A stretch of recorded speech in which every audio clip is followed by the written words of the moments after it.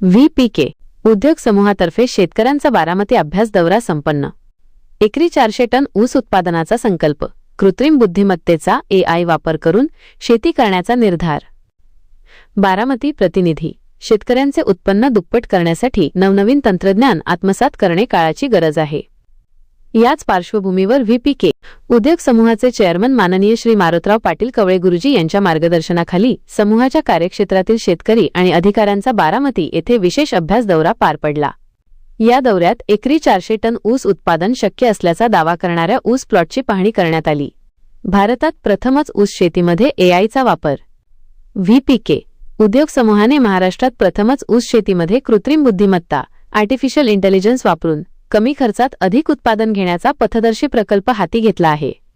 या योजनेत कारखान्याकडून अनुदान देऊन 50 शेतकऱ्यांची निवड करण्यात आली आहे।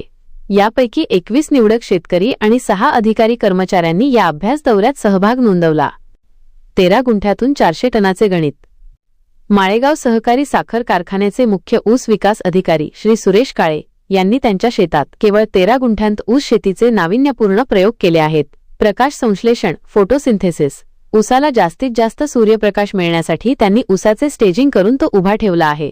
400 टनांचे उद्दिष्ट, योग्य सूर्यप्रकाश आणि नियोजित खत व्यवस्थापनामुळे एकरी 400 टनांचे उत्पादन सहज शक्य असल्याचे त्यांनी यावेळी प्रात्यक्षिकाद्वारे पटवून दिले।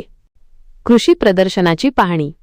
शेतकरी गटाने कृषी विज्ञान केंद्र KVK बारामती येथील कृषी प्रदर्शनासही भेट दिली। येथे ऊस पिकासह इतर पिकांमध्ये कृत्रिम बुद्धिमत्तेचा वापर कसा केला जातो याचे सविस्तर मार्गदर्शन तज्ज्ञांकडून घेण्यात आले। आधुनिक तंत्रज्ञानामुळे शेतीतील कष्ट कमी होऊन नफा कसा वाढेल याचे बारकावे शेतकऱ्यांनी जाणून घेतले।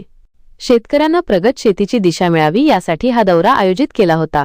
नवीन तंत्रज्ञानाचा वापर केल्यास ऊस शेती नक्कीच फायदेशीर ठरेल, असा विश्वास यावेळी व्यवस्थापनाने व्यक्त केला।